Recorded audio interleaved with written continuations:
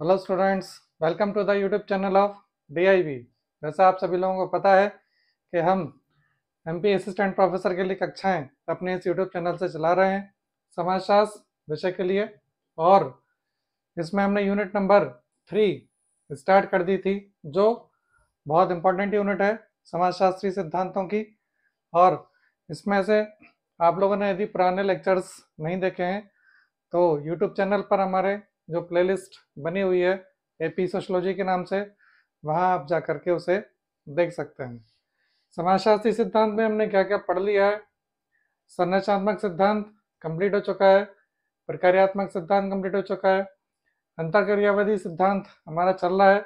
और इसमें सामाजिक क्रिया में लास्ट लेक्चर मैक्स वेबर का जो सामाजिक क्रिया का सिद्धांत था वो हमने देखा था।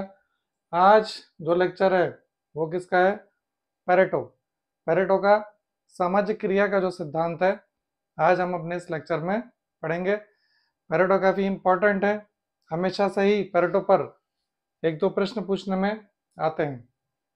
चलिए सबसे पहली चर्चा करें हम कि पेरेटो का जो सामाजिक क्रिया का सिद्धांत है वो किससे प्रभावित है। तो अल्फ्रेड मार्शल अर्थशास्त्री हैं, अल्फ्रेड मार्शल। तो पेरेटो का जो सामाजिक क्रिया का सिद्धांत है वो किससे प्रभावित है? अल्फ्रेड मार्शल से। मार्शल का क्या कहना था? समाज का उद्विकास रेखीय होता है। रेखीय से मतलब उद्विकास हमेशा कैसा होता है? रेखीय। जैसे हमने बोला कि मनुष्य शुरू में जंगल में रहता था, फिर जनजातीय समाज में आदिवासी तरीके से रहने लगा, फिर ग्रामीण समाज, फिर नगरीय समाज। ये क्या है? उद्विकास, यानी एक सीधी रेखा में आगे बढ़ते हुए जाना। तो मार्शल का उद्विकासी दृष्टिकोण था। लेकिन पेरेटो जो थे ना, पेरेटो ने उद्विकासी दृष्टिकोण को नहीं माना है। और पेरेटो ने क्या किया? इस सिद्धांत को स्वीकार नहीं किया और इन्होंने समाज का जो वर्णन किया है यह समाज में जो परिवर्तन आता है उसका वर्णन किस रूप में किया है? चक्रीय रूप में किया है कि समाज प्रारंभ होता है, विकास का क्रम प्रारंभ होता है और एक निश्चित अवस्था में पहुंचने के बाद थोड़े बहुत परिवर्तन के साथ वापस उसी स्थान पर आ जाता है। तो पेरेटो एक चक्रीय सिद्धांतकार है, ये इंपॉर्टेंट है। ठीक है, पेरेटो उद्विकासवादी नहीं है, चक्रीय सिद्धांतकार की श्रेणी में सम्मिलित होते हैं, ये आपको ध्यान रखना है। पेरेटो समाजशास्त्र को तार्किक प्रयोगात्मक विज्ञान नहीं मानते थे। एक्चुअली क्या है, पेरेटो का ये कहना था कि समाज में बहुत सारे क्षेत्र होते हैं, जैसे राजनीति एक क्षेत्र है, आर्थिक घटनाएं एक क्षेत्र है, धार्मिक घटनाएं एक क्षेत्र है। तो इन सब के लिए अलग अलग समाज विज्ञान बने हुए हैं इनका अध्ययन करने के लिए। जैसे राजनीति का अध्ययन करने के लिए क्या है? राजनीति विज्ञान है। आर्थिक घटनाओं का अध्ययन करने के लिए अर्थशास्त्र है। तो क्या है, समाज का अध्ययन करने के लिए पेरेटो ने किसकी चर्चा करी है? समाजशास्त्र की। और पेरेटो क्या बोलते हैं कि जो तार्किक प्रयोगात्मक विज्ञान की यदि हम कैटेगरी से देखें किसको? समाजशास्त्र को, तो वो तार्किक प्रयोगात्मक विज्ञान नहीं है। इसके पीछे कारण क्या है? पेरेटो का ये कहना है समाजशास्त्र क्या है? अतार्किक क्रियाओं का तार्किक प्रयोगात्मक अध्ययन है। ठीक, क्या बोलते हैं? अतार्किक क्रियाओं का अध्ययन करेगा, किस तरीके से? वो तार्किक प्रयोगात्मक तरीके से करेगा। इसलिए पेरेटो ने क्या किया है? समाजशास्त्र को अर्थशास्त्र जैसा नहीं माना है। और आप एक बात मान करके चलें, यदि आपसे कभी पूछने में आता है कि पेरेटो किस विषय को तार्किक प्रयोगात्मक मानते हैं पूर्ण रूप से, तो वो अर्थशास्त्र। पेरेटो ने क्या बोला है कि तर्क सिद्ध अध्ययन जो किया जाता है, तार्किक क्रियाओं का जो अध्ययन किया जाता है वो किसके अंतर्गत किया जाता है? वो अर्थशास्त्र विषय के अंतर्गत किया जाता है। जबकि समाजशास्त्र अतार्किक क्रियाओं का अध्ययन करता है, लेकिन उसकी जो प्रयोग विधि है वो कैसी है? प्रयोगात्मक है, तार्किक है। ये एक स्टेटमेंट आपको याद रखना है समाजशास्त्र की परिभाषा का। अतार्किक क्रियाओं का तार्किक प्रयोगात्मक अध्ययन पेरेटो बोलते हैं। सामाजिक क्रिया को पेरेटो दो भागों में बांटते हैं। एक तो तार्किक क्रिया, लॉजिकल एक्शन, और दूसरी कैसे हो जाएगी, अतार्किक क्रिया। ये बहुत इंपॉर्टेंट है और बहुत सरल प्रश्न की कैटेगरी में आता है। आपसे पूछ सकते हैं कि सामाजिक क्रिया को तार्किक और अतार्किक में किसने बांटा है, तो पेरेटो है। ध्यान रखिएगा, यदि ये प्रश्न आया और गलत हुआ तो ये बहुत सरल प्रश्न गलत होगा आपका, जिसमें आप बहुत सारे हजारों लोगों से पीछे हो जाएंगे। आपके प्रश्न पत्र में कोई भी सरल प्रश्न यदि आपसे गलत होता है तो आपके लिए उससे ज़्यादा हानिकारक कुछ और नहीं है। तो तार्किक और तार्किक क्रिया में पेरेटो ने बांटा है। अर्थशास्त्र में जो सिद्धांत होते हैं पेरेटो के अनुसार वे कैसे होते हैं, तार्किक क्रिया की श्रेणी में आते हैं। ये मैंने आपको बताया। पेरेटो ने इकोनॉमिक्स के अंतर्गत जो भी अध्ययन किए जाते हैं वो तार्किक क्रिया के अंतर्गत किए जाते हैं। लेकिन पेरेटो क्या कहते हैं, आर्थिक प्रघटनाओं की तरह सामाजिक प्रघटनाओं का अध्ययन नहीं किया जा सकता, क्योंकि सामाजिक जो प्रघटनाएं होती हैं वे कैसी होती हैं, अतार्किक। देखिए, तार्किक और तार्किक में बहुत सारे उदाहरण हैं। तार्किक जैसे कि हम पेरेटो के अर्थशास्त्र को लेकर ही चलें जैसे शेयर मार्केट में जब आप इन्वेस्ट करेंगे तो हम मुंह उठा करके यूं ही इन्वेस्ट नहीं कर देंगे। शेयर मार्केट में इन्वेस्ट करने के लिए आपको पूरा तर्कसंगत तरीके से करना पड़ेगा। आप कहीं भी इन्वेस्ट करेंगे तो बिना सोचे समझे नहीं करेंगे।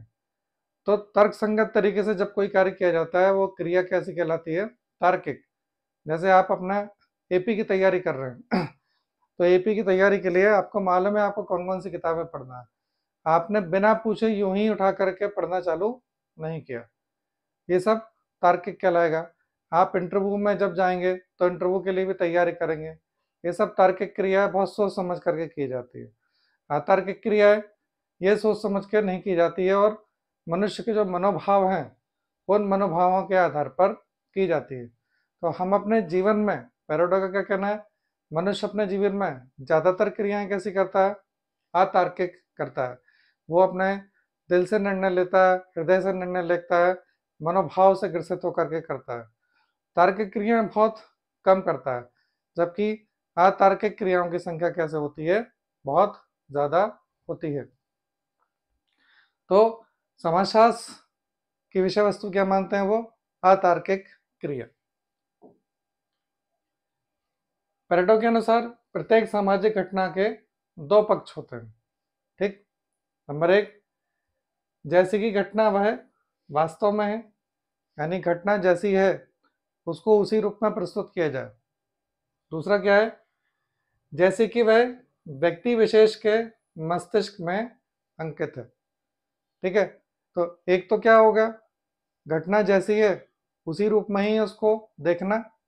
दूसरा क्या है, हमारे अनुसार घटना को देख लेना। दोनों में अंतर होता है। पहला पक्ष क्या कहलाता है, वस्तुनिष्ठ, यानी ये जो पक्ष है ये ऑब्जेक्टिविटी या वस्तुनिष्ठता कहलाती है, जैसा है उसी रूप में। और ये दूसरा कैसा हो जाता है, व्यक्तिनिष्ठ।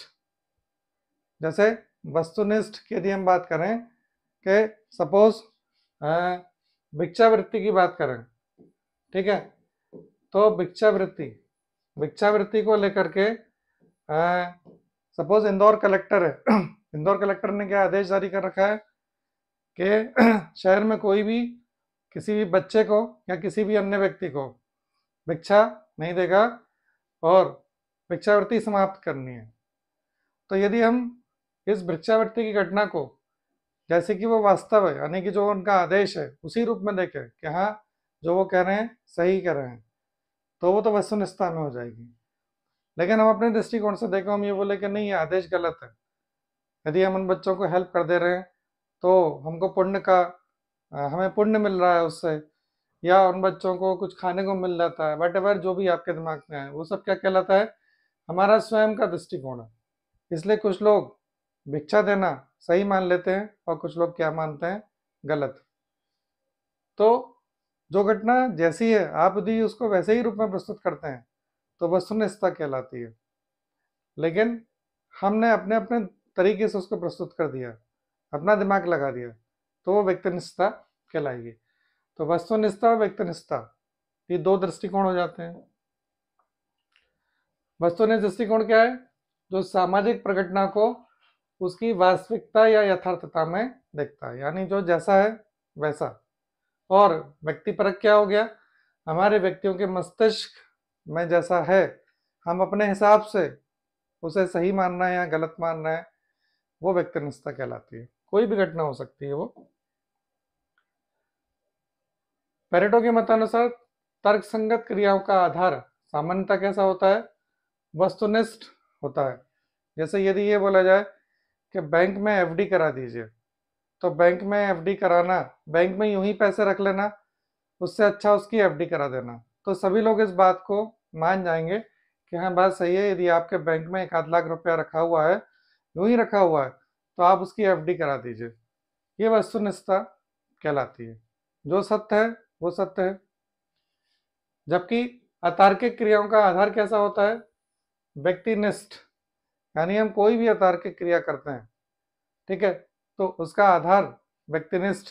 जैसे कि अभी मैंने आपको बताया कि कुछ लोगों ने जाकर के बच्चों को भिक्षा में पैसे दे दिए और वो बोल रहे हैं कि हम तो देंगे, हमें कोई नहीं रोक सकता है, क्योंकि हम इसको क्या मान करके चल रहे हैं?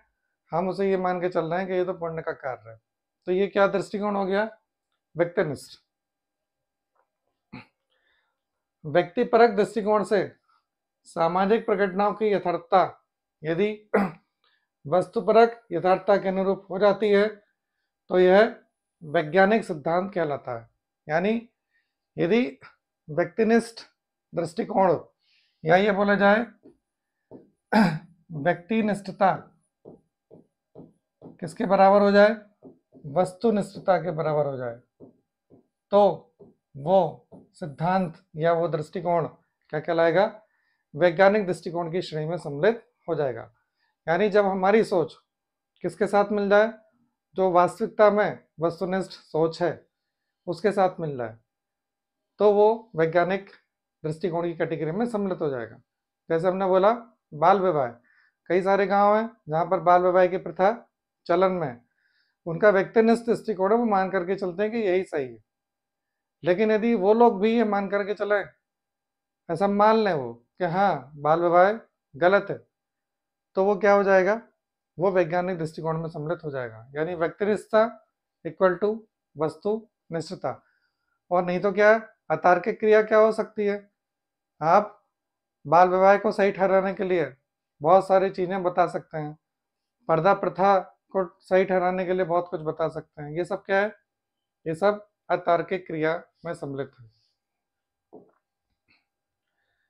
पेरेटो ने वस्तुनिष्ठ और व्यक्तिनिष्ठ आधारों को अधिक स्पष्ट करने के लिए प्रत्येक सामाजिक या व्यक्तिगत क्रिया के दो पक्ष बताए हैं। कौन सा? लक्ष्य और साधन। कहने का तात्पर्य यह है, पेरेटो का ये कहना है कि कोई भी व्यक्ति कोई भी सामाजिक क्रिया करता है तो उस क्रिया के पीछे कोई ना कोई लक्ष्य होता है, और इस लक्ष्य की प्राप्ति के लिए ये क्या करता है? किसी ना किसी साधन का प्रयोग करता है। जैसे आपका लक्ष्य है असिस्टेंट प्रोफेसर में चयन लेना, ये असिस्टेंट प्रोफेसर बनना, ये लक्ष्य है आपका। साधन के रूप में आप बहुत सारी बुक्स पढ़ रहे हैं, नोट्स पढ़ रहे हैं, ऑफलाइन ऑनलाइन क्लास अटेंड कर रहे हैं, ये सब साधन हो जाते हैं।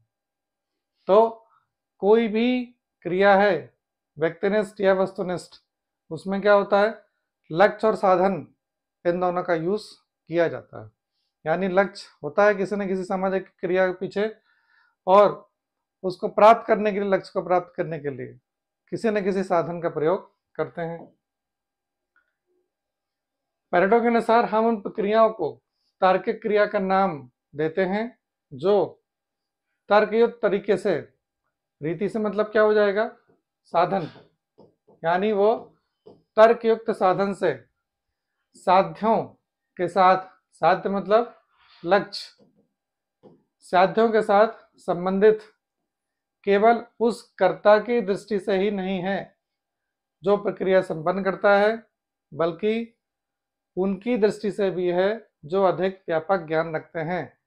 यानी आप जो काम कर रहे हैं, आप क्या हैं? कर्ता हैं। तो ना केवल आपकी दृष्टि से सही नहीं है वो प्रक्रिया, यानी मेरा मतलब ये है कि वो जो क्रिया है वो केवल आपके दृष्टिकोण के अनुसार ही सही नहीं है, अधिक व्यापक ज्ञान रखने वाले लोगों के अनुसार भी सही है। यानी आप यदि ये सोचते हैं कि आप एपी की तैयारी करने के लिए इन पुस्तकों को पढ़ रहे हैं, ये वीडियो लेक्चर्स देखना है, ये क्लास ज्वाइन करना है, तो वो आपके अनुसार ही सही नहीं है। आपने बहुत सारे लोगों से पूछा तो सब लोग क्या बोल रहे हैं कि हाँ आप सही कर रहे हैं।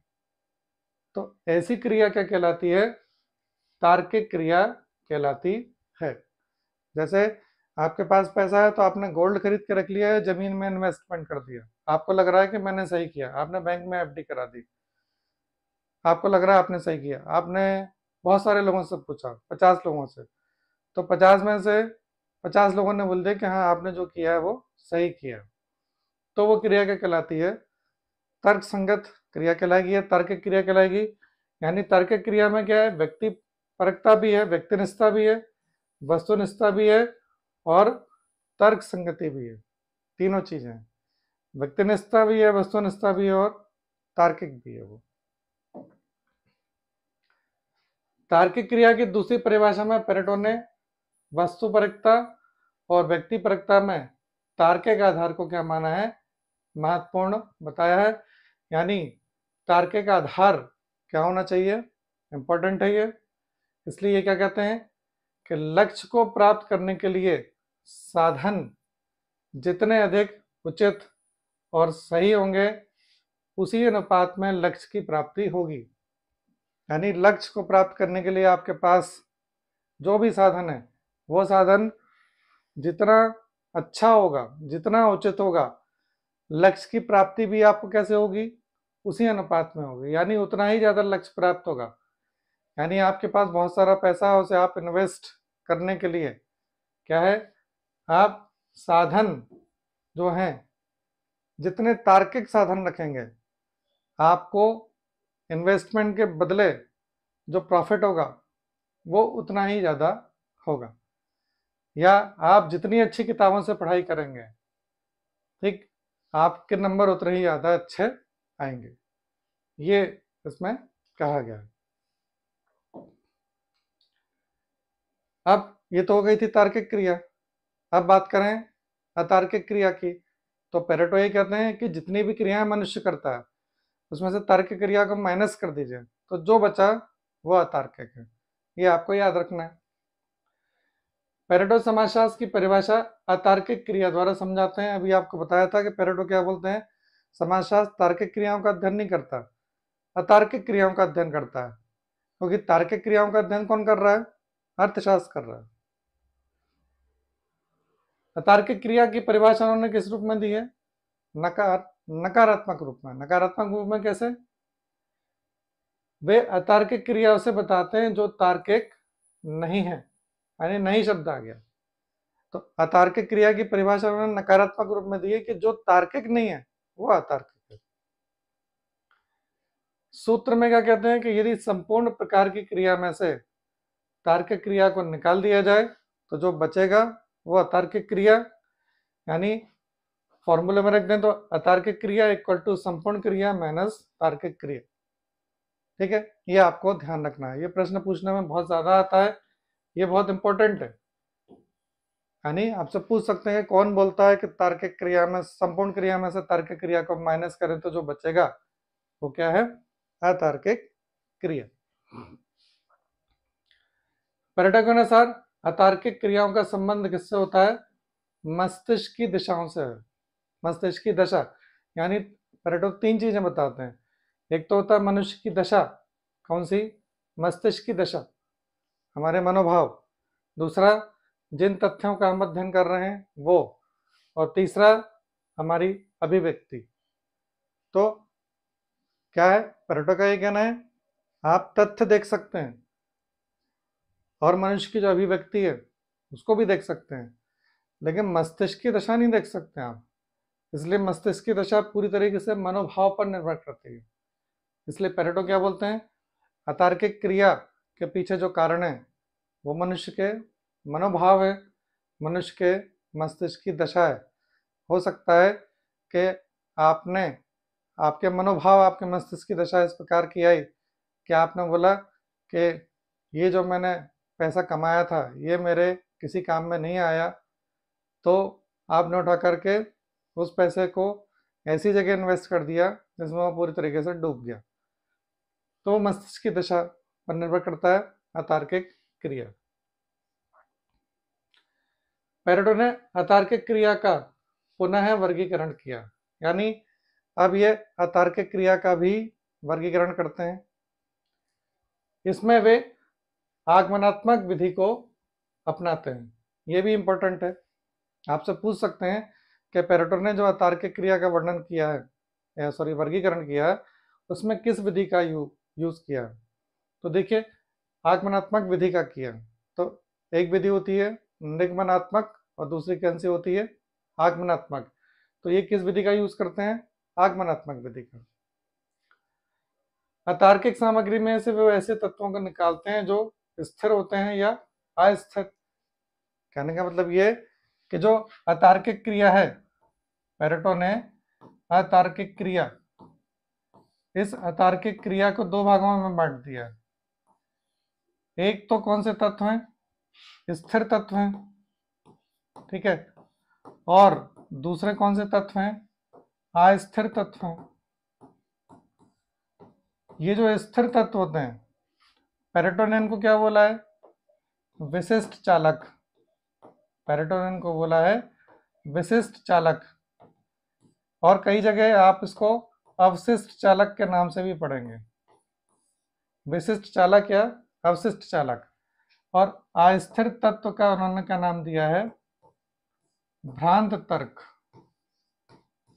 भ्रांत तर्क, इसको इंग्लिश में क्या बोलते हैं, रेजिडुअल्स, और इसको इंग्लिश में बोलते हैं हम डेरिवेटिव्स।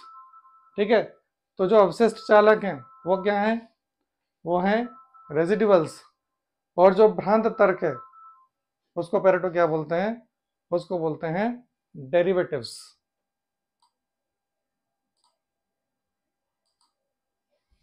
तो चलिए आगे बढ़े। अब स्थिर तत्व पेरेटो की अवधारणा में क्या है, अवशिष्ट चालक, या उसको क्या हम बोलते हैं, रेजिडुअल्स के नाम से हम उसको जानते हैं। ठीक है, विशिष्ट चालक भी बोला मैंने भी आपको, अवशिष्ट कहलाते हैं। और ये अवशिष्ट तत्व क्या है, अतार्किक क्रिया के केंद्रीय बिंदु हैं। यानी पेरेटो का ये मानना है कि जो रेजिडुअल्स है या विशिष्ट चालक है, इसी से मिलकर के ही अतार्किक क्रिया बनती है। इनका ये कहना है, ये जो अस्थिर तत्व डेरिवेटिव्स, यानी इसको क्या बोल रहे हैं, भ्रांत तर्क। तो भ्रांत तर्क महत्वपूर्ण नहीं है। क्यों नहीं है, क्योंकि इनकी प्रवृत्ति कैसे होती है, परिवर्तनशील होती है। इसलिए पेरेटो का ये कहना है कि अतार्किक क्रिया में भ्रांत तर्क को सम्मिलित नहीं किया जा सकता।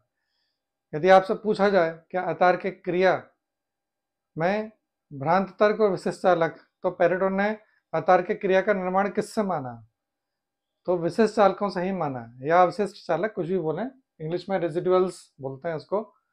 तो रेजिडुअल से अतार्किक क्रिया का निर्माण मानते हैं, डेरिवेटिव से नहीं मानते।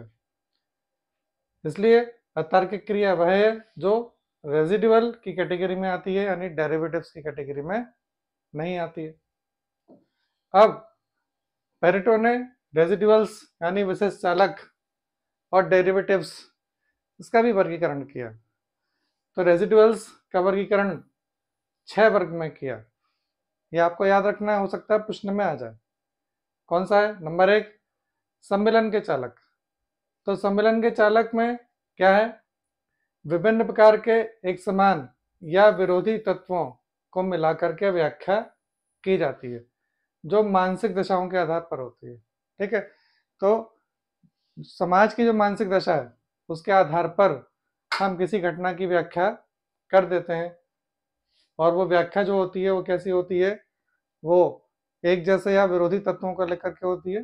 जैसे बिल्ली का रास्ता काटना, तो भारत में ये कैसा माना जाता है, अशुभ, लेकिन चाइना में ऐसा नहीं है, चाइना में उल्टा मानते हैं, उसे शुभ मानते हैं। तो ये चालक कैसे हो गए, सम्मिलन के चालक। नंबर 2 स्थायित्व के चालक, यानी कुछ चालक कैसे होते हैं, तो स्थायित्व प्रदान करते हैं, किसको, ऐसी प्रेरणाएं होती हैं जो मनुष्य के पारस्परिक संबंधों को, मनुष्य और स्थानों के बीच के संबंधों को, या जीवित या मृत व्यक्तियों के बीच के संबंधों को क्या करती हैं, स्थायित्व प्रदान करती हैं। जैसे प्रत्येक वर्ष आप गांधी जयंती मनाते हैं या उनके स्थान पर जाते हैं और फूल अर्पित करते हैं, ये सब क्या है, स्थायित्व का चालक है। प्रत्येक वर्ष स्वतंत्रता संग्राम या स्वतंत्रता दिवस मना लेना या गणतंत्र दिवस मना लेना, शहीद दिवस पर शहीद के जो स्मारक हैं वहाँ जाना, ये सब क्या कहलाएंगे, स्थायित्व के चालक। तीसरा क्या है, अभिव्यक्ति के चालक, यानी हमारी आंतरिक भावनाओं की अभिव्यक्ति कैसे होती है, बाहरी क्रियाओं से दिखती है। कुछ भी, जैसे किसी परीक्षा में सफल होने पर मित्रों को पार्टी देना। जैसे आप किसी को फोन लगाते हैं दोस्तों को कि आज सब लोग आ जाओ पार्टी है, तो वो आपसे पूछेंगे क्या हुआ भाई ऐसा, क्या आप पार्टी दे रहे हैं, ये सब।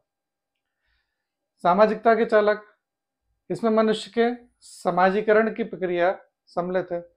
तो समाजीकरण की प्रक्रिया देखिए बहुत लंबी होती है। जैसे आपको मैं अभी पढ़ा रहा हूँ, ये भी समाजीकरण है। आपके माता पिता गुरुजनों ने आपको जो भी समझाया वो सब क्या है, समाजीकरण। उसको क्या बोलते हैं हम, सामाजिकता के चालक।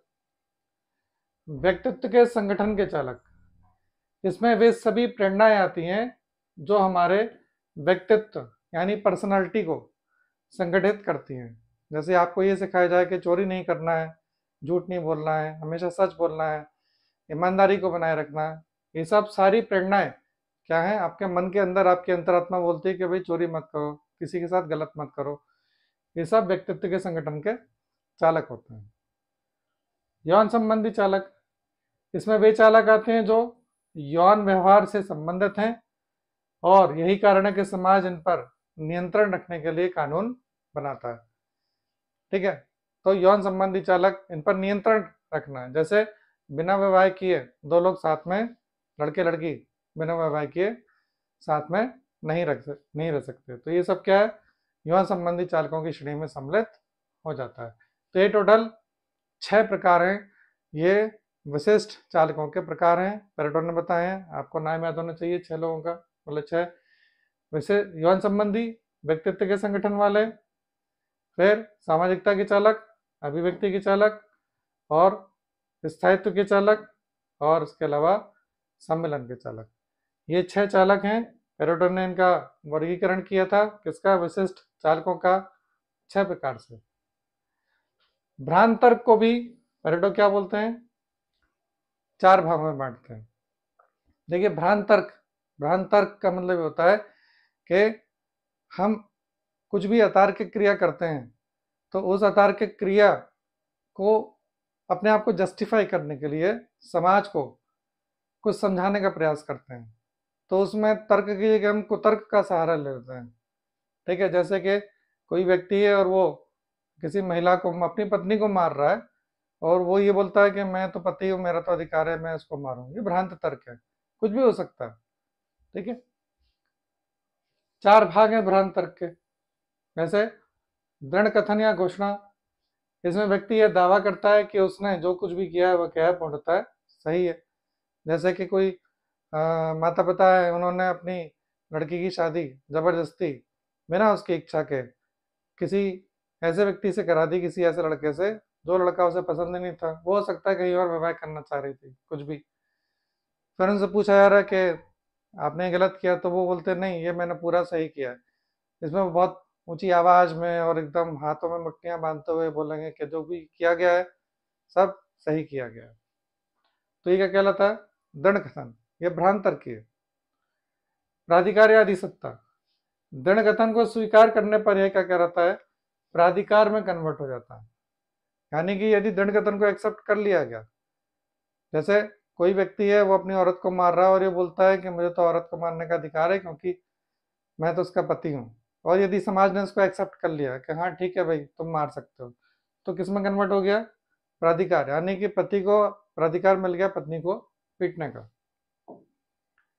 मनोभावों की अनुरूपता, इसमें व्यक्ति अपने कार्य को उचित बताने के लिए कुछ भावनात्मक अभिव्यक्तियां करता है। यानी वो दुखी हो सकता है, वो रोने लगे कि भाई यार मैंने तो ये इसलिए किया, मैं बहुत दुखी था, कैसा भी हो सकता है, वो अपने फेशियल एक्सप्रेशन से या अपने इमोशनल एक्सप्रेशन से जो उसने किया है उसको सही बताने का प्रयास करेगा। मौखिक प्रमाण, इसमें विभिन्न प्रकार के मिथ्यापूर्ण प्रमाण, कुतर्क इत्यादि सम्मिलित हैं। कोई भी मौखिक प्रमाण हो सकता है कि भाई ऐसा परंपरा है, ऐसा कहा गया है, उस किताब में ऐसा लिखा था, फलाना ठिकाना, कुछ भी हो सकता है। तो मौखिक प्रमाण से, कई सुनी बातों से जो भी अतार्किक क्रिया की गई है उसको सही साबित करने का प्रयास करना। तो ये चारों जो वर्गीकरण है वो किसका वर्गीकरण है? भ्रांत तर्क का, ठीक, डेरिवेटिव्स का। तो ये पेरेटो का सामाजिक क्रिया का सिद्धांत था, ध्यान रखिएगा। तार्किक और अतार्किक क्रिया है और समाजशास्त्र को पेरेटो क्या मान करके चलते हैं? अतार्किक क्रियाओं का अध्ययन। और तार्किक क्रिया को पेरेटो ने विशेष चालक और भ्रांत तर्क में डिस्ट्रीब्यूट किया है, फिर विशेष चालक को 6 भागों में और भ्रांत तर्क को 4 भागों में डिस्ट्रीब्यूट किया है। ये इंपॉर्टेंट है, आपसे पूछ सकते हैं। नेक्स्ट लेक्चर आएगा प्रतीकात्मक अंतःक्रियावाद का, जिसमें हमको मीड को पढ़ना है। तो जल्दी मिलेंगे नए लेक्चर के साथ, तब तक आप अपनी तैयारी करते रहें। All the best.